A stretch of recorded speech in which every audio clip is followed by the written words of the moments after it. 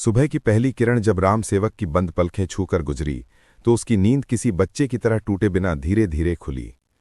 उसने आंखें मलते हुए चारों तरफ देखा। वो वहीं पीपल के पेड़ के नीचे पड़ा था। रात की ठंड अब गायब थी और सुबह की हवा में एक अजीब सी मिठास थी। उसने गहरी सांस ली और कई दिनों बाद पहली बार उसके चेहरे पर थकान नहीं थी। उसे लगा उसका सीना हल्का है, जैसे किसी ने वर्षों का बोझ उतार लिया हो। उसने तुरंत समझ लिया, नींद वही थी जो उसे बूढ़े ने देने का वादा किया था। लेकिन बूढ़ा गायब था, जैसे रात का सपना हो, जैसे कभी आया ही ना हो। राम सेवक उठकर घर की ओर चल पड़ा। रास्ते में उसे लगा कि उसके पैरों में आज किसी अदृश्य ताकत की हल्कापन है, जैसे किसी ने उसके अंदर कुछ नया भर दिया हो या फिर कुछ पुराना निकाल लिया हो। घर पहुंचते गीता उसे देखकर चौंक गई। अरे, आज तो तुम बिल्कुल अलग लग रहे हो राम। चेहरे पर चमक है, आंखों में नींद का नशा। कहाँ थे सारी रात? राम सेवक झूठ नहीं बोलना चाहता था, पर सच बोलने में उसे खुद झिझक हो रही थी। वो बस धीमे से बोला, बस बाहर ही था, थोड़ी हवा खा ली, नींद आ गई थी। गीता ने मुस्कुराते हुए कहा, ऐसी नींद तो तुम्हें बरसों बाद आई है। भगवान करे रोज ऐसी ही मिले। राम सेवक ने सिर हिलाया, पर उसके दिल में एक अजीब सी कचोट उठी। क्या भगवान ने नींद भेजी या उसने किसी कीमती चीज का सौदा कर लिया? वो इस बारे में सोचता ही रहा, पर जवाब कहीं नहीं मिला। उस दिन भट्टे पर काम करते हुए उसे कुछ अजीब बातें महसूस हुईं। उसके साथी मजदूर मजाक कर रहे थे, बातों में लगे हुए थे, पर राम सेवक, उसे याद ही नहीं आ रहा था कि कल रात उसने क्या सपना देखा था। दरअसल वो याद करने की कोशिश ही नहीं कर पा रहा था, जैसे उसके दिमाग में उस जगह एक खाली कमरा हो जिसमें कोई तस्वीर कभी थी ही नहीं। पहले उसने सोचा शायद सामान्य बात है, पर जब दोपहर तक भी उसे एहसास हुआ कि वो किसी भी पुराने सपने को याद नहीं कर पा रहा है, तो उसके हाथ कांप गए। क्या सच में उसने मेरा सपना ले लिया? उसके भीतर सवाल गूंजा। शाम को जब वो घर लौटा, उसका बेटा मोहन किताब लेकर बैठा था। वो हमेशा अपने पापा के पास आकर पूछता, पिताजी, कल रात आपने क्या सपना देखा? क्योंकि राम सेवक के सपने अक्सर मजेदार होते। कभी उड़ता था, कभी पानी में राजा बनता, कभी बादलों पर छलांग लगाता। मोहन उन सपनों को कहानियों की तरह सुनता और हंसता। लेकिन उस दिन जैसे ही मोहन ने पूछा, पिताजी, आज कौन सा सपना आया? राम सेवक ने बेटे के चेहरे की ओर देखा। उसकी आंखें चमक रही थीं, पिता की दुनिया जानने के लिए उत्सुक। राम सेवक बोल ही नहीं पाया। उसका गला सूख गया। सच ये था कि उसे याद ही नहीं था कि कल रात उसने कोई सपना देखा भी था या नहीं। सच ये भी था कि उसने सपना देखना छोड़ दिया था। उसने थोड़ा मुस्कुराने की कोशिश करते हुए कहा, आज सपना नहीं आया बेटा। मोहन ने निराश होकर पूछा, क्यों पिताजी, आप तो हर दिन सपना देखते हो? राम सेवक ने उसकी पीठ सहलाई। शायद मैं थक गया था, इसलिए नहीं आया। पर यह सिर्फ आधा सच था। पूरा सच तो वो खुद भी नहीं समझ पा रहा था। उस रात जब वो लेटा तो उसे उम्मीद थी कि शायद अब वो सपना देख पाएगा, पर नींद आते ही उसके भीतर एकदम सन्नाटा उतर गया। कोई आवाज नहीं, कोई दृश्य नहीं, कोई रंग नहीं, बस काली, गहरी, सपने रहित नींद। नींद अच्छी थी, पर खाली, और ये खालीपन उसे रात के अंधेरे से भी ज्यादा डरावना लगा। सुबह उठते ही उसने महसूस किया कि उसके भीतर कोई जगह खाली हो गई है, जैसे कोई भाव, कोई चाह, कोई उम्मीद चुपचाप निकलकर कहीं चली गई हो। और उसी शाम जब सूरज ढल रहा था, पीपल के पेड़ के पास वही बूढ़ा फिर खड़ा था, उसी मुस्कान के साथ, उसी चमकती आंखों के साथ। बूढ़ा धीरे से बोला, एक सपना दे दिया, अच्छी नींद मिली ना? अब अगला सपना क्या बेचोगे? राम सेवक का दिल डूब गया। उसे समझ आ गया ये सौदा शुरुआत भर था, और शायद इसका अंत उसके नियंत्रण में नहीं था। अगली सुबह सूरज की हल्की किरणें जब रामसेवक की आंखों पर पड़ी तो वो ऐसे जागा जैसे कोई मशीन, बिना सपना, बिना किसी एहसास के। नींद गहरी थी, शरीर हल्का था, पर दिल किसी अनजाने डर से भारी। उसने चारों ओर देखा। गीता चूल्हा सुलगा रही थी। मोहन स्कूल के लिए तैयार हो रहा था। रोज की तरह ही सुबह थी, पर उसके भीतर कुछ ऐसा बदल गया था जिसे वो खुद शब्दों में नहीं बांध पा रहा था। गीता ने मुस्कुराते हुए कहा, आज फिर नींद अच्छी आई लगती है, आंखें चमक रही हैं। रामसेवक ने भी हल्की सी मुस्कान दी, पर उसकी आंखों में चमक नहीं, बस सूनापन था, इतना गहरा कि वो खुद उससे डर गया। खाना खाते समय मोहन धीरे से उसके पास आकर बैठ गया। पिताजी, आज शायद सपना आया होगा, आज बताइए ना। उसकी आंखों में उम्मीदें चमक रही थीं। रामसेवक ने हाथ रुकते हुए नीचे देखा, फिर बेटे के चेहरे की ओर। लेकिन उसके दिमाग में कुछ भी नहीं था, न कोई दृश्य, न कोई आवाज, न कोई दौड़ता हुआ सपना, बस एक खाली काला पन्ना। वो हिचकिचाते हुए बोला, आज भी नहीं आया बेटा। मोहन का चेहरा एकदम उतर गया। अरे, आप तो रोज सपना देखते थे ना, फिर अब क्यों नहीं आते? उसके इस मासूम सवाल ने जैसे रामसेवक के दिल पर छुरी चला दी। उसे याद आया वो बूढ़ा, वो सौदा, वो हाथ पकड़ते ही कुछ अंदर से खिंचने का एहसास। क्या वास्तव में उसके सपने चले गए? क्या अब वो कभी सपना नहीं देख पाएगा? जीवन में पहली बार उसे महसूस हुआ कि सपनों के बिना सोना भी एक सजा हो सकती है। भट्टे पर काम करते हुए उसका ध्यान बार बार भटकता रहा। मिट्टी गूंथते हुए उसे लगा कि उसकी उंगलियों से जैसे कुछ पकड़ने की क्षमता कम हो गई है। साथ ही मजदूर बातें कर रहे थे, किसी के बेटी की शादी, किसी के खेत की फसल, किसी की बीमारी, पर रामसेवक उन सब के बीच भी अकेला था। उसे एहसास हुआ कि उसके भीतर से कुछ ऐसा गायब है जो उसे इंसान बनाता है, उसकी कल्पनाएं, उसकी इच्छाएं, उसका भविष्य देखने की हिम्मत। दोपहर को जब वो पेड़ की छाया में बैठा, उसने आंखें बंद करने की कोशिश की। शायद कोई सपना अब भी कहीं छिपा हो, शायद एक झलक ही सही, कम से कम कुछ तो महसूस हो। पर जैसे ही उसने आंखें बंद कीं, एकदम खामोशी, सिर्फ अंधेरा, जैसे दिमाग में किसी ने सारे रंग मिटा दिए हों। उसने आंखें तेजी से खोल लीं, घबराया हुआ, पसीने से भीगा। उसने सोचा कि अगर अभी से ये हाल है तो आगे क्या होगा। शाम होते होते गीता ने नोटिस किया कि रामसेवक बहुत चुप है। उसने पूछा, राम, तुम ठीक तो हो? आज बहुत गुमसुम लग रहे हो। रामसेवक ने सिर नीचे कर लिया। वो सच बताना चाहता था, पर कौन मानता कि किसी बूढ़े के साथ हुए एक रहस्यमयी सौदे ने उसके सपने छीन लिए। उस रात जब वो सोने गया, गीता ने धीरे से उसकी पीठ पर हाथ फेरा। भगवान सब ठीक करेगा, बस मन शांत रखो, उसने कहा। रामसेवक लेटा, और हमेशा की तरह जैसे ही नींद आई, सन्नाटा। वो रात खाली थी, इतनी खाली कि जैसे कोई विशाल गड्ढा उसके अंदर बन गया हो। सबसे डरावनी बात यह थी कि उसे इस खालीपन की आदत होने लगी थी। अगली सुबह जब वो उठकर पानी पिया तो उसकी आंखों में एक नया डर साफ दिख रहा था। डर इस बात का कि अगर सपनों का ये खालीपन बढ़ता गया तो कहीं एक दिन उसकी भावनाएं भी खत्म न हो जाएं। लेकिन शाम को जब वो बाजार से लौट रहा था, पीपल के पेड़ के पास वही बूढ़ा फिर खड़ा था। इस बार उसके चेहरे पर एक और गहरी मुस्कान थी, जैसे उसे पहले से पता था कि रामसेवक अगला सपना बेचने के लिए भी तैयार होगा।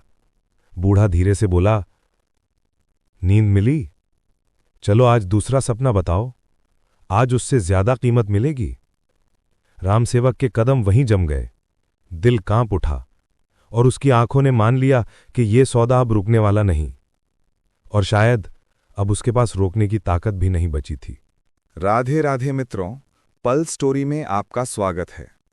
गांव के किनारे एक टूटी हुई झोपड़ी थी, जहां रामसेवक नाम का गरीब मजदूर अपनी पत्नी और बेटे के साथ रहता था।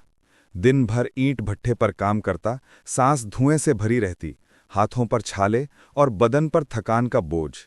लेकिन सबसे बड़ी तकलीफ ये थी कि उसे कई दिनों से नींद नहीं आती थी। जैसे नींद उससे रूठ गई हो, जैसे सपने कहीं दूर चले गए हों। रात को बिस्तर पर लेटता तो आंखें बंद होते ही मन में अजीब अजीब ख्याल दौड़ने लगते। कर्ज, गरीबी, बीमार माँ की याद और भी न जाने क्या क्या। वो आसमान की तरफ देखता और सोचता, हे भगवान, बस एक रात अच्छी नींद दे दे, बाकी सब मैं झेल लूंगा। उसकी पत्नी गीता, जो खुद भूखे पेट सो जाती, उसे धीरे से कहती, सो जाओ राम, सुबह फिर मेहनत करनी है। पर राम सेवक बस चुपचाप छत को घूरता रहता। नींद उसके पास आती भी तो पल भर में उड़कर चली जाती, जैसे उसके सिरहाने कोई अनदेखा डर बैठा हो। उस रात भी वही हुआ।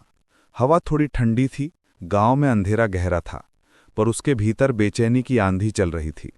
वो करवटें बदलता रहा और जब लंबे समय तक नींद नहीं आई तो उठकर बाहर आ गया। गांव की कच्ची सड़क पर पीली चांदनी फैल रही थी। दूर कहीं कुत्ते भौंक रहे थे और किसी घर की मटकी में हवा की आवाज गूंज रही थी। राम सेवक ने सोचा, थोड़ा चल लूं, शायद मन शांत हो जाए। लेकिन जैसे ही वो पीपल के पुराने पेड़ के पास पहुंचा, हवा अचानक ठंडी हो गई, बिल्कुल असामान्य। उसने धीरे से अपने कांधे पर कपड़ा कसकर लपेटा और आगे बढ़ने ही वाला था कि उसे लगा कोई उस पेड़ की छाया में खड़ा है। पहले तो वो घबरा गया, पर जब थोड़ी रोशनी उसके चेहरे पर पड़ी तो ये साफ हुआ कि वो एक बूढ़ा आदमी था, बहुत बूढ़ा। झुकी हुई कमर, खुरदुरी दाढ़ी और आंखें, ऐसी आंखें जिनमें अजीब सी चमक थी, जैसे किसी और दुनिया की रोशनी हो। बूढ़ा धीरे से बोला, नींद खोज रहे हो बेटा? राम सेवक की सांस अटक गई। आप कौन हैं? बूढ़ा मुस्कुराया, धीमी रहस्यमय मुस्कान। मैं उसे ढूंढने आया हूं जिसकी रातें बेचैन हैं और जिसके सपने बोझ बन गए हैं। राम सेवक घबराकर पीछे हटने लगा। आप क्या कह रहे हैं बाबा? मुझे बस नींद चाहिए, बस एक रात की अच्छी नींद। बूढ़ा पेड़ के तने से सहारा लेकर सीधा हुआ और फुसफुसाया, अच्छी नींद हर किसी को नहीं मिलती बेटा, इसके लिए कीमत चुकानी पड़ती है, सपनों की कीमत। अगर तू चाहे तो मैं तेरी एक रात की नींद के बदले तेरे बोझिल सपनों को खरीद लूं। राम सेवक के हाथ कांप गए। मतलब आप मेरे सपने खरीदेंगे? हाँ, बूढ़ा बोला, तू अपना सपना देगा, बदले में मैं तुझे ऐसी नींद दूंगा जैसी तूने सालों से नहीं पाई, गहरी, शांत, बिना डर की नींद। राम सेवक कुछ पल चुप रहा, दिल तेज धड़क रहा था। पर सपने क्या कीमत रखता है? सपने तो बस सपने होते हैं। बूढ़ा हंस पड़ा, अजीब गूंजदार हंसी। नहीं बेटा, सपने इंसान की सबसे कीमती पूंजी होते हैं। एक एक सपना उसकी जिंदगी दिशा देता है। मैं उन सपनों को सहेज कर रखता हूं और बदले में जिन्हें जरूरत हो उन्हें नींद दे देता हूं। राम सेवक की आंखों में आंसू आ गए, थकान और निराशा दोनों के। अगर मैं सपना दे दूं तो मुझे नींद मिल जाएगी? हाँ, बूढ़ा बोला, आज की रात ही बस एक सपना देना होगा। राम सेवक ने आसमान की ओर देखा, फिर अपनी झोपड़ी की तरफ, फिर अपने कांपते हाथों की ओर। वो टूट चुका था और टूटे हुए इंसान के लिए एक रात की नींद भी किसी वरदान से कम नहीं होती। उसने धीरे से कहा, ठीक है बाबा, ले लीजिए मेरा सपना। बूढ़ा मुस्कुराया, धीरे से अपना हाथ उसकी ओर बढ़ाया और जैसे ही राम सेवक ने उसका हाथ थामा, उसे लगा जैसे कोई अदृश्य हल्की रोशनी उसके भीतर से खिंचती चली जा रही है। उसकी पलकों पर भारीपन उतरने लगा, दुनिया धुंधली होने लगी और वो वहीं पेड़ के नीचे गहरी नींद में गिर पड़ा। ऐसी नींद जैसी उसने शायद बचपन के बाद कभी नहीं सोई थी।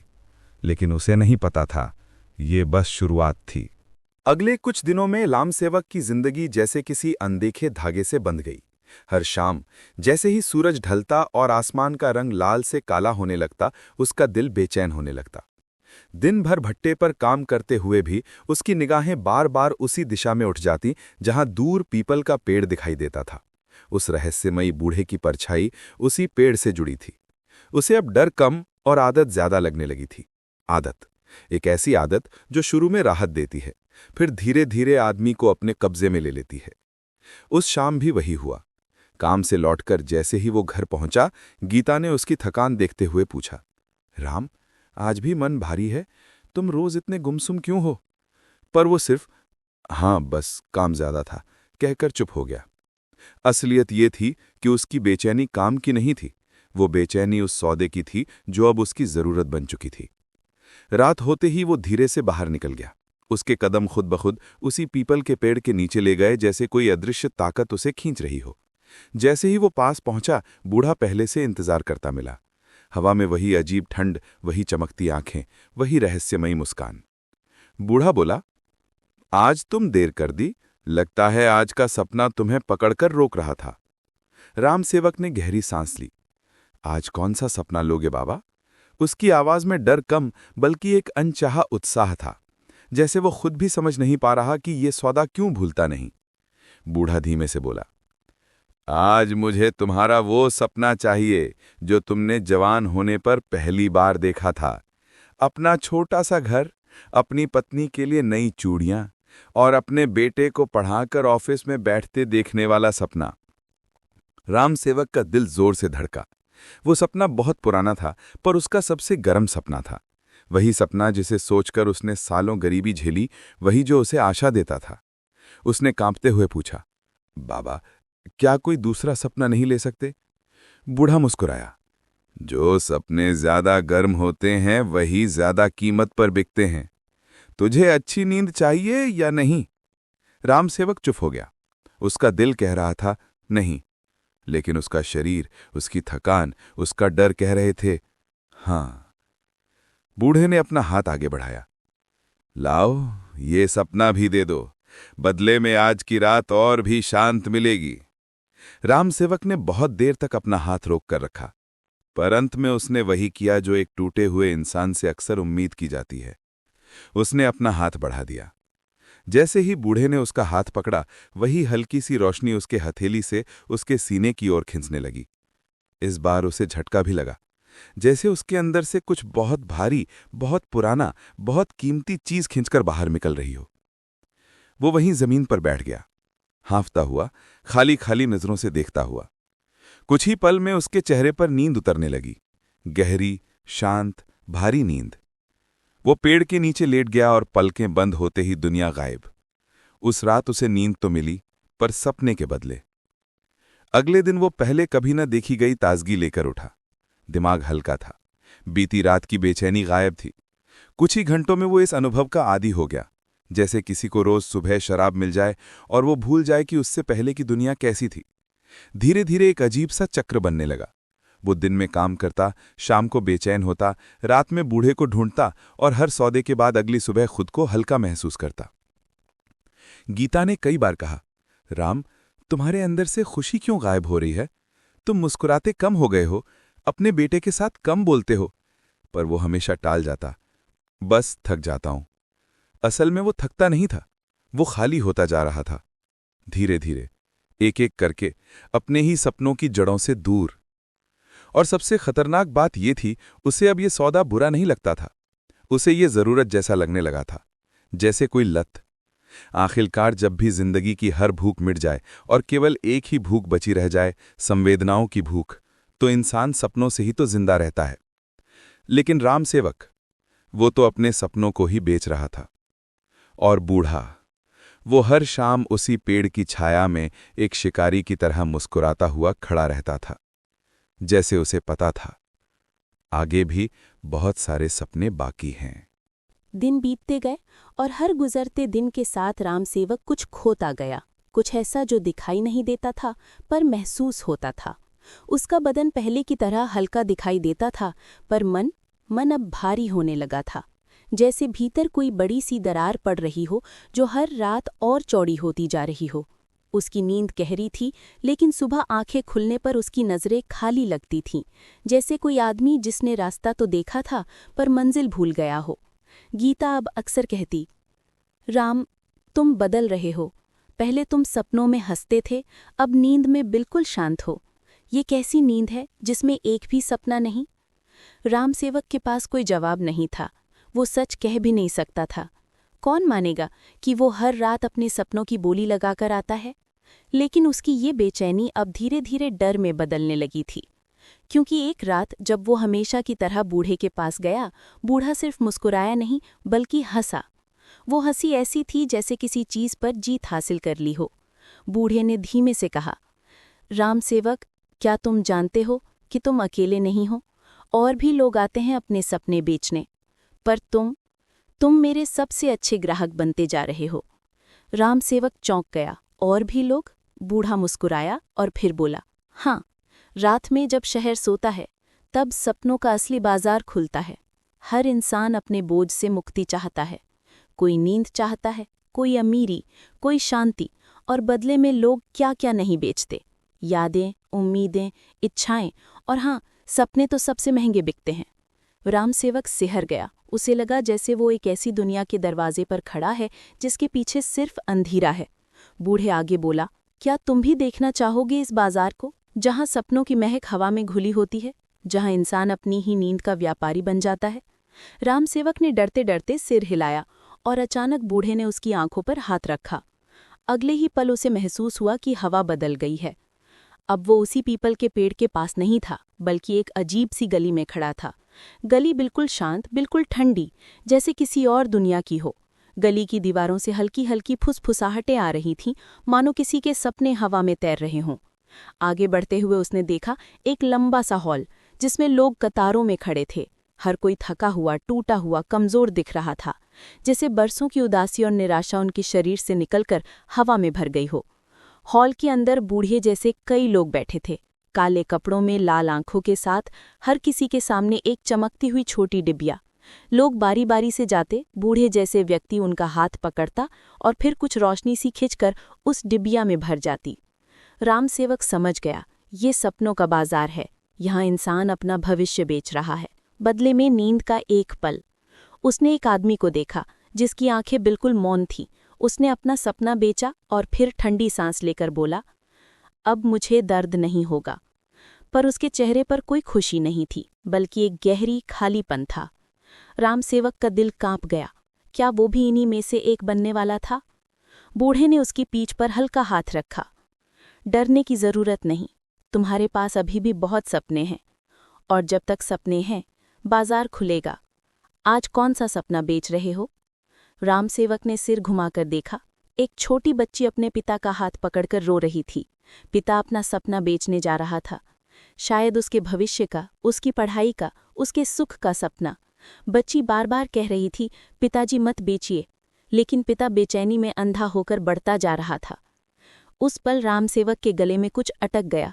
उसे मोहन याद आ गया, उसका छोटा सा बेटा जो रोज उससे पूछता था, पिताजी आज कौन सा सपना देखा? उसकी आंखों में दर्द भर आया। वो पीछे हट गया, निगलते हुए बोला, आज मैं कोई सपना नहीं बेचूंगा। बूढ़ा धीमी हंसी हंसा, अरे बेटा, तुम अभी समझे नहीं। इस बाजार का असली नियम यही है कि जो एक बार यहाँ आता है वो खाली हाथ नहीं जा सकता। राम सेवक के पैरों में जैसे जान ही नहीं बची। उसे एहसास हुआ कि वो अब सिर्फ सपनों का सौदागर नहीं, बल्कि इस बाजार का कैदी बन चुका है। और उससे भी डरावनी बात ये थी, ये बाजार उसकी आदत बन चुका था। सपनों को बेचने की ये लत उसके खून में घुलती जा रही थी, और कहीं न कहीं उसकी आत्मा का एक हिस्सा धीरे धीरे मर रहा था। रात धीरे धीरे गांव की पगडंडियों पर फैल रही थी। दूर कहीं से कुत्ते के भौंकने की आवाज आती, फिर अचानक कोई पत्ता गिरता और हवा उसे घसीटती हुई ली जाती। राजू उस रात भी गहरी नींद की उम्मीद में चटाई पर लेटा था, पर नींद उसके पास जैसे आती ही नहीं थी, बिल्कुल वैसा ही जैसे पिछले कई महीनों से होता आया था। उसकी आंखें तो बंद होतीं, पर सपनों की दुनिया बस एक धुंधली सी आहट देकर लौट जाती थी। वो सोचता, आखिर क्या कमी रह गई है मेरे जीवन में जो नींद मुझसे इतनी नाराज है? और हर बार उसे कोई वजह समझ नहीं आती। उसी समय कहीं दूर से कोई अजीब सी रोशनी उसकी कच्ची झोपड़ी की दीवारों पर पड़ने लगी। ये रोशनी ऐसी थी कि वो न पूरी सफ़ेद लगती थी न नीली, बल्कि जैसे किसी जुगनू की सांसों में छिपा हुआ कोई रहस्य हो। राजू उठकर बैठ गया। पहले उसे लगा कि शायद कोई वाहन गांव की तरफ आ रहा होगा, पर यह रोशनी धीरे धीरे उसकी झोपड़ी के दरवाजे तक उतर आई, मानो किसी ने उसे बुलाया हो। दिल की धड़कन तेज थी, पर दिल में डर कम और जिज्ञासा ज्यादा थी। उसने हिम्मत करके दरवाजे की कुंडी खोली और सामने जो दिखा वो उसके जीवन में पहली बार था। दरवाजे के सामने एक विचित्र आदमी खड़ा था। उसकी दाढ़ी इतनी लंबी थी कि कमर तक चली जाती थी, और बाल हवा में ऐसे लहराते जैसे वो हवा के नहीं बल्कि किसी और दुनिया के नियमों पर चल रहा हो। उसके कपड़े चमक नहीं रहे थे, पर उनमें कुछ ऐसा था जो उन्हें साधारण इंसानों के कपड़ों जैसा भी नहीं बनाता था। उसकी आंखें, हाँ, उसकी आंखें सबसे अलग थीं। वे ऐसी लगती थीं जैसे उनमें किसी ने अनगिनत सपने भर के रख दिए हों, कुछ टूटे हुए, कुछ अधूरे और कुछ इतने खूबसूरत कि इंसान उन्हें देखते ही खो जाए। राजू डरते डरते बोला,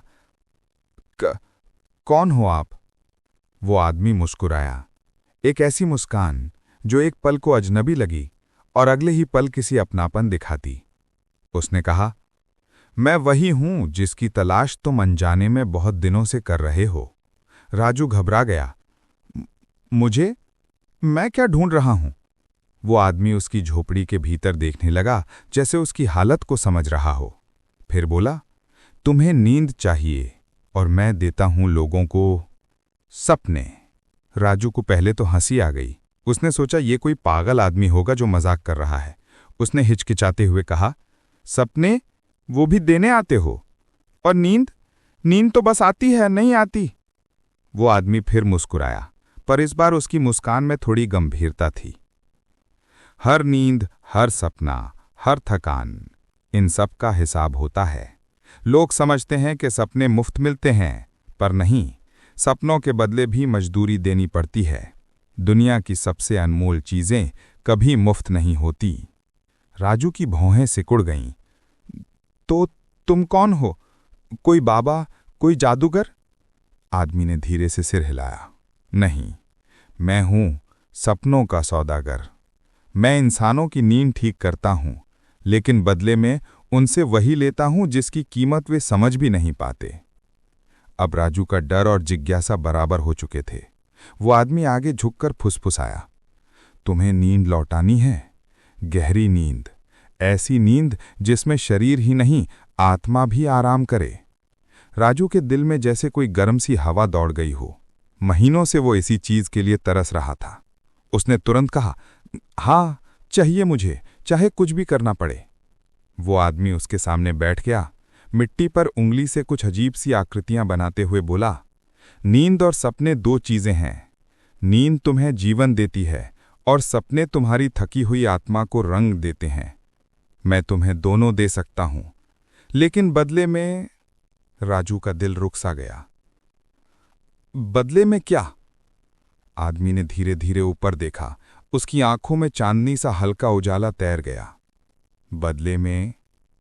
बदले में तुम्हें अपने सपनों की मजदूरी देनी होगी। राजू समझ नहीं पाया। उसके चेहरे पर उलझन साफ थी। मजदूरी?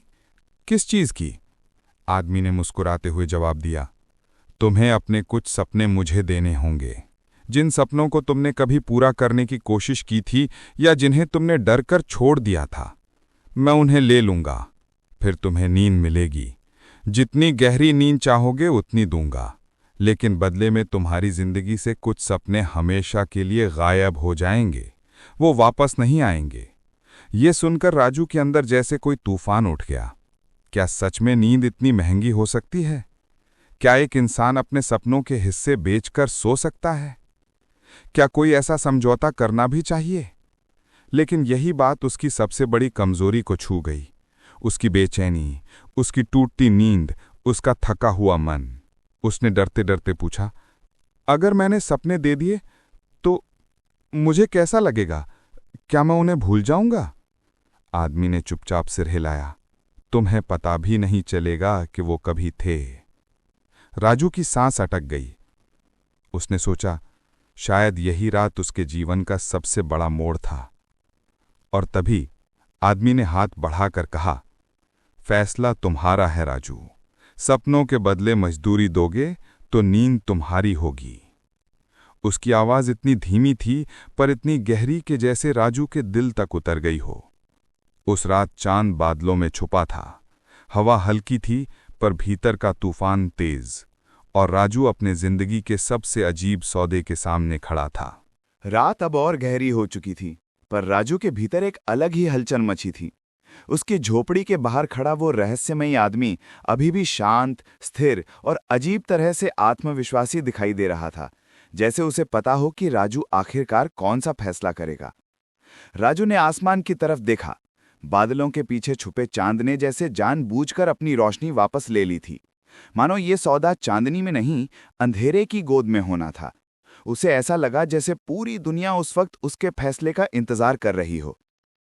राजू के मन में एक बात बार बार घूम रही थी, क्या वाकई सपनों को देकर नींद खरीदी जा सकती है?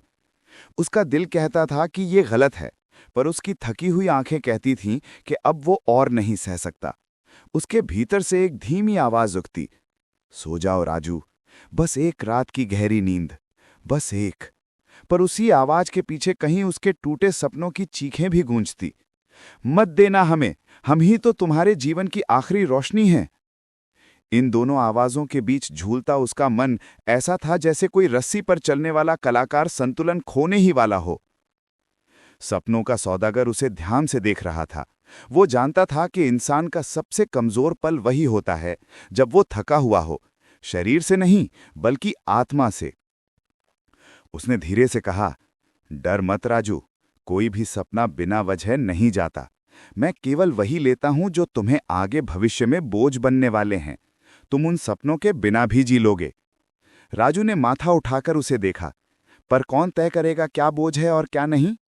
आदमी की मुस्कान हौले से फैल गई, मैं और तुम, पर सबसे ज्यादा तुम्हारी किस्मत। ये सुनकर राजू का दिल और उलझ गया। उसने याद करने की कोशिश की कि उसके सपने आखिर हैं भी कितने। एक अच्छा घर बनाना, माँ की बीमारी का इलाज कराना, खेत खरीदना, शहर जाकर नया काम सीखना, और सबसे प्यारा सपना, अपने बचपन में देखी गई उस नदी तक जाकर एक दिन अपना छोटा सा घर बनाना। इनमें से कौन सा बोझ बन सकता है? इनमें से कौन सा सपनों का सौदागर ले जाएगा? इसका जवाब कोई नहीं दे सकता था। थोड़ी देर चुप्पी छाई रही, इतनी गहरी कि लगता था जैसे पूरा गांव सांस रोके बैठा हो। हवा बहना बंद, जुगनू चमकना बंद, दूर के कुत्तों का भौंकना बंद, सब रुक गया हो। सिर्फ दो इंसान, एक सपनों का सौदागर और एक थका हुआ मजदूर, जीवन का सबसे अजीब सौदा करने वाले थे। राजू ने धीरे से पूछा, अगर मैं ये सौदा कर लूं तो मुझे नींद कब मिलेगी?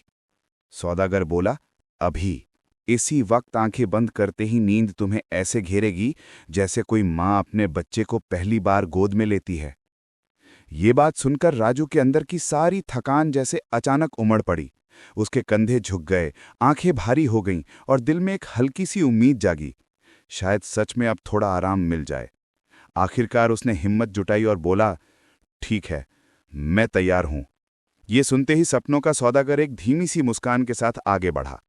उसकी हथेलियां ठंडी थीं, पर उनमें एक अजीब गर्मी छिपी थी। उसने अपनी लंबी दाढ़ी झटकी और मिट्टी पर बनी आकृतियों को हाथ से मिटाने लगा। हवा में अचानक एक हल्की सी सुगंध फैल गई, जैसे किसी पेड़ ने रात में चुपके से फूल खिलाए हों। फिर उसने राजू से कहा, अपनी आंखें बंद करो और सिर्फ एक सपना याद करो, वो नहीं जो तुम पूरा करना चाहते हो, बल्कि वो जिसे तुमने कभी जोर देकर सोचा भी नहीं था, वो सपना जिसे तुमने खुद पर बेकार समझकर छोड़ दिया था। राजू ने ऐसा ही किया। उसने आंखें बंद की और आश्चर्य की बात यह थी कि उसके सामने एक पुराना भूला हुआ सपना उभर आया, वो सपना जिसे उसने कभी किसी को नहीं बताया था। बचपन में जब वो अपने पिता के साथ मिट्टी के घरों के पास खेलता था, तब उसने एक बार कहा था, मैं बड़ा होकर कहानी लिखूंगा, ऐसे किस्से लिखूंगा जिससे लोग सो जाएं चैन से। उसके पिता हंस दिए थे, मजदूर के बच्चे सपने नहीं लिखते बेटा, वे बस सपनों के लिए दूसरों की छतें बनाते हैं। और उसी दिन राजू ने वो सपना दिल से निकाल दिया था। वो सपना हमेशा से कहीं न कहीं उसकी आत्मा के कोने में पड़ा था, धूल में दबा, भूला हुआ। अब वही सपना एक धुंधले दिए की तरह उसके सामने था। सपनों के सौदागर की आवाज धीमे से आई, यही है तुम्हारी पहली मजदूरी, ये सपना मुझे दे दो, बदले में आज की रात तुम्हें सबसे सुंदर नींद मिलेगी। राजू ने मन ही मन उस सपने को देखा। वो कितनी आसानी से मिट गया था, बिना शोर, बिना विदाई, बस एक धीमी सी रोशनी बुझती हुई। और उसी पल उसने महसूस किया कि उसके सीने पर से कोई अदृश्य बोझ उतर रहा है। उसके दिल की धड़कन हल्की हो गई, उसकी आंखों का वजन बढ़ गया, उसका दिमाग शांत होने लगा और वो धीरे धीरे उसी मिट्टी पर गिर पड़ा, गहरी, बहुत गहरी, पिघलती हुई नींद में। उस रात राजू ने पहली बार एक बेहद अलग सपना देखा, एक ऐसा सपना जिसे उसने कभी चाहा नहीं था, पर जिसे देखकर उसकी आत्मा पिघल गई। पर उसे नहीं पता था कि ये तो सिर्फ शुरुआत है। सपनों की मजदूरी अभी बाकी थी और सौदागर ने बस एक सपना लिया था। राजू उस रात जिस नींद में डूबा, वो नींद साधारण नहीं थी। वो ऐसी थी जैसे बरसों का बोझ एक ही झटके में उतर गया हो। शरीर मिट्टी की तरह ढीला, सांस पंखों की तरह हल्की और मन किसी शांत नदी की तरह गहरा। वो सोया नहीं था, वो गिरा था नींद के बिल्कुल भीतर, वहां जहां इंसान पहुंच भी नहीं पाता अगर उसकी आत्मा थकी ना हो। ऐसा लगा जैसे किसी मां ने सचमुच उसे गोद में उठाकर थपकियां दी हों, जैसे हवा ने उसके माथे से सारी चिंता सोख ली हो। वो नींद इतनी भारी और इतनी मीठी थी कि राजू को पता ही ना चला कब रात बीती, कब सपना आया और कब सपनों का सौदागर उसके मन की गलियों में घूमता रहा। सुबह जब उसकी आंखें खुली तो पलकों पर जैसे ओस की बूंदें बैठी थीं। उसकी चटाई पहले से मुलायम लगी। उसके हाथ पांव हल्के महसूस हो रहे थे, जैसे किसी ने भीतर छुपा पत्थर उठा लिया हो। उसने लंबी सांस ली, और सच कहें तो वो सांस इतनी सुखद थी कि उसे खुद हैरानी हुई। लेकिन इस मीठी राहत के पीछे एक सौदे की कीमत छुपी थी। वो भूला हुआ सपना, कहानी लिखने का, अब उसके भीतर कहीं नहीं था। उसे इसके जाने का दुख नहीं हुआ, क्योंकि वो सपना वैसे भी बरसों पहले छोड़ दिया गया था। मगर उसके जाने से भीतर कुछ खाली सा लगा, जैसे किसी बहुत पुराने मकान से एक ईंट निकाल दी गई हो। मकान तो खड़ा है, पर अब वो पहले जैसा नहीं। राजू उठकर बाहर निकला। सूरज आसमान पर चढ़ रहा था, लेकिन गांव में एक अजीब सी शांति थी। जब थकी हुई आत्मा को नींद मिलती है तो दुनिया पहले से अलग दिखती है। पेड़ थोड़े ऊंचे लगते हैं, रास्ते थोड़े साफ और हवा थोड़ी हल्की। राजू यही महसूस कर रहा था। उसे लगा जैसे वो किसी और ही दुनिया में जागा है। गांव की पगडंडी पर चलते हुए उसे अचानक याद आया, सपनों का सौदागर। वो रात में आया था, पर कहाँ गया? उसका चेहरा, उसकी आंखें, उसकी आवाज सब किसी रहस्यमयी धुएं की तरह याद तो थीं, पर धुंधली। राजू ने खुद से पूछा, क्या वो सच में आया था या सिर्फ एक सपना था? लेकिन फिर उसे याद आया, वो मिट्टी पर बनी आकृतियां, वो मजदूरी, वो सपना जो उसने दिया। नहीं, ये कोई सपना नहीं था। उसी समय गांव के चौपाल की ओर से आवाज आई, अरे राजू, उठ गया तू? लगता है आज तो तू बहुत सोया है। यह सुनकर राजू ने खुद को पहली बार मुस्कुराते हुए पाया। उसकी आंखों में चमक थी जो महीनों से गायब थी। लोगों ने भी नोटिस किया। कोई बोला, लगता है राजू की तकदीर बदलने वाली है। कोई बोला, अरे आज इस लड़के का चेहरा कितना शांत दिख रहा है। राजू सिर्फ हल्की सी हंसी हंसा और चलने लगा। उसे एक अजीब सी राहत महसूस हो रही थी, जैसे वो सच में जाग गया हो, जैसे बरसों बाद उसका शरीर विवाह की पहली रात की नींद जैसी शांति पा गया हो। पर जैसे जैसे दिन आगे बढ़ा, उसे एहसास होने लगा, उसकी जिंदगी में कोई छोटा सा बदलाव आया है। उसका ध्यान बार बार खाली सी जगह पर जाता, पर वो समझ नहीं पा रहा था कि ये खालीपन है क्या। पहले वो जब भी दुखी होता या थक जाता, कुछ लिखने की इच्छा जागती, किसी पुराने पेड़ के नीचे बैठकर कुछ शब्द जोड़ने की। पर आज उसने खुद को उस चाह के बिना पाया। वो याद भी नहीं कर पा रहा था कि वो कभी ऐसा कुछ करना चाहता था। कौन सा सपना गया है, कौन सा मिट गया है, ये तो उसे सपनों का सौदागर ही समझा सकता था, पर वो जा चुका था। दोपहर होते होते राजू खेतों की ओर चला गया। हवा में धान के पत्तों की खुशबू थी, मिट्टी नरम, सूरज हल्का, लेकिन उसके भीतर एक अनकहा सवाल बार बार घूमता रहा। क्या सिर्फ एक भूले बिसरे सपने के बदले उसे इतनी अच्छी नींद मिल सकती है? अगर ये सच है, तो क्या वो और भी गहरी नींद पा सकता है? क्या और भी सपने देकर वो अपनी तकलीफों से छुटकारा पा सकता है? और सबसे बड़ा सवाल, क्या सपनों की संख्या सीमित होती है? शाम ढलने लगी। आसमान नीला से नारंगी हुआ, फिर धीरे धीरे पीला और फिर लाल। राजू ने कई बार चारों तरफ नजर घुमाई, उम्मीद में कि शायद वो रहस्यमयी आदमी कहीं दिख जाए, पर ना वो दिखा, न उसकी किसी आहट का कोई निशान। लेकिन राजू को उसके आने का एक और तरीका याद आया। वो रोशनी, वो हल्की नीली चमक, वो हवा जो पल भर में रुक जाती थी। शायद वो आज रात फिर आए, शायद नहीं आए। शायद वो खुद तय करता है कि कब किसी की नींद खरीदनी है और कब किसी का सपना लेना है। रात होने लगी और राजू की आंखों में फिर वही पुरानी भारीपन आने लगी, पर इस बार वो नींद से डर नहीं रहा था। वो इंतजार कर रहा था उस सौदागर का, उस रोशनी का, उस अगले सौदे का। क्योंकि अब राजू समझ चुका था, जो नींद उसने पाई थी वो सस्ती नहीं थी, और अगर ये सौदा आगे बढ़ा तो शायद एक दिन उसके सारे सपने मिट सकते हैं। पर बात सिर्फ सपनों की नहीं थी। राजू अनजाने में उस रास्ते पर चल पड़ा था जहां हर रात नींद मिलती है और हर नींद के बदले कोई अनदेखी कीमत चुकानी पड़ती है। उस रात जब अंधेरा गांव पर उतर रहा था, राजू की आंखों के भीतर एक अलग ही हलचल थी।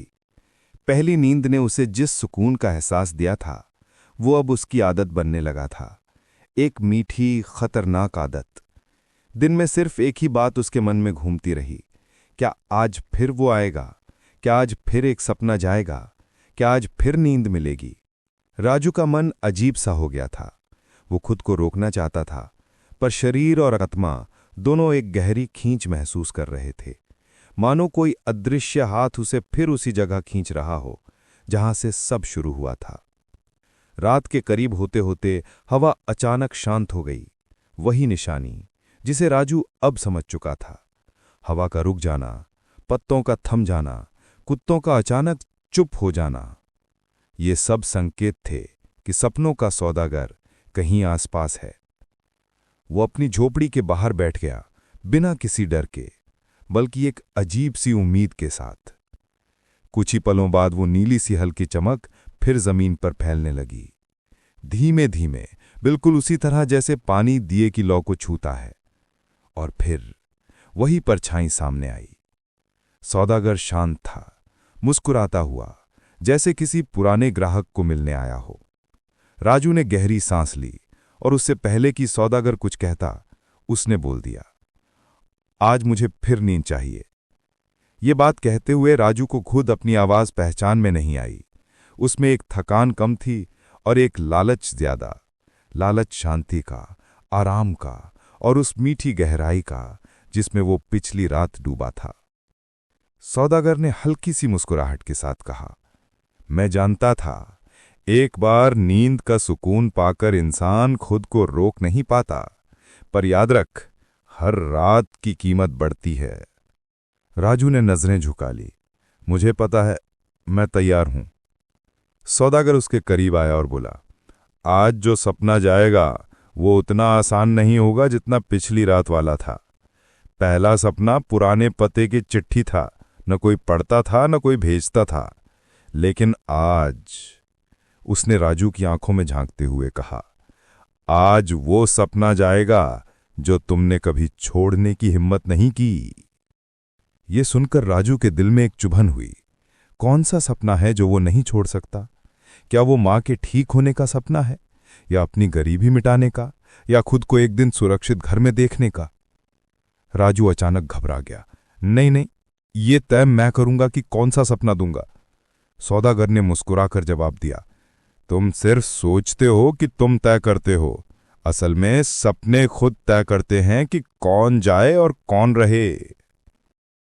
राजू का डर अब बढ़ने लगा था, लेकिन जिसकी रातों से नींद गायब हो जाए, वो डर और तर्क से ज्यादा आराम को चुनता है। वो बोला, ठीक है, ले लो, पर बदले में मुझे कल जैसी नींद चाहिए। सौदागर ने सिर हिलाया और धीरे से फुसफुसाया, आंखें बंद करो और अपने अंदर सबसे चमकीला सपना खोजो, वही आज जाएगा। जैसे ही आंखें बंद की, उसके भीतर की दुनिया घूमने लगी। एक के बाद एक सपने सामने आने लगे।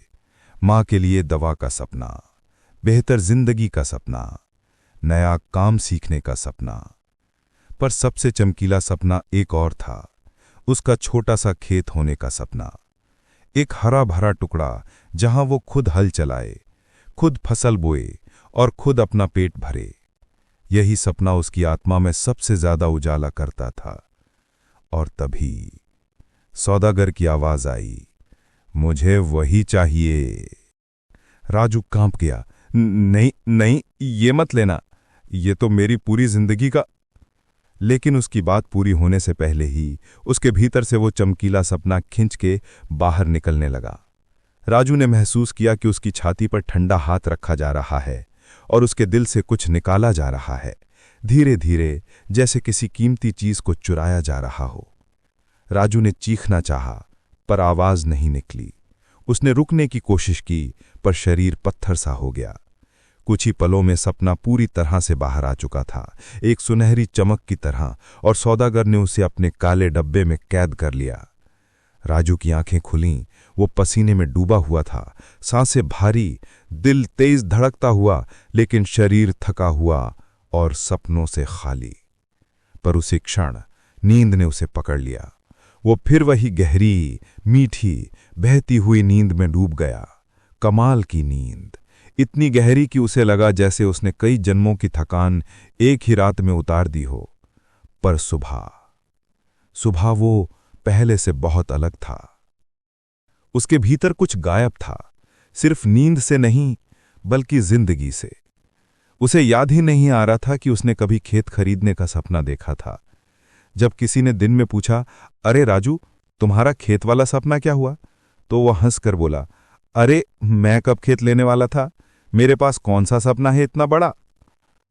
लोग उसके मजाक पर हंस दिए, पर राजू को हंसी नहीं आई। उसे नहीं पता था कि वो क्यों नहीं हंस पा रहा है।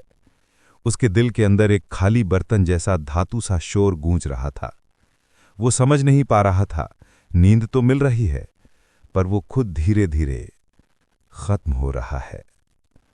और सबसे डरावनी बात, उसे अब भी इंतजार था रात होने का, सौदागर आने का और एक और सपने के मिटने का। रात गहराती जा रही थी। पूरे गांव में सन्नाटा था। बस कहीं कहीं से कुत्तों के भौंकने की हल्की आवाजें आ रही थीं। रमेश अपने पुराने खाट पर चुपचाप लेटा छत की टूटी बांस की जोड़ियों को देख रहा था। इतने दिनों की भाग दौड़, सपनों की खरीद फरोख्त, नींद का टूटना जुड़ना और लोगों को समझाने के संघर्ष ने उसे भीतर से बदल दिया था। पर आज उसके भीतर कोई शांति थी, मानो बरसों से उलझी हुई कोई गांठ अचानक अपने आप खुल गई हो। उसे याद आ रहा था कि कैसे गांव वाले सपनों को बोझ समझते थे और कैसे वो भी कभी सोचता था कि सपने तो सिर्फ अमीरों की चीज होते हैं। लेकिन अब उसे समझ आया कि सपने अमीर गरीब नहीं देखते, बस मन के भीतर अपनी जगह खोज लेते हैं। और जो मन उन्हें जगह दे देता है, वही व्यक्ति दुनिया से अलग, थोड़ा और उजला, थोड़ा और जागृत बन जाता है। खिड़की से आती हवा में हल्की ठंडक थी। कहीं दूर खेतों में पानी चलने की छप छप सुनाई दे रही थी। रमेश ने आहिस्ता से आंखें बंद कीं।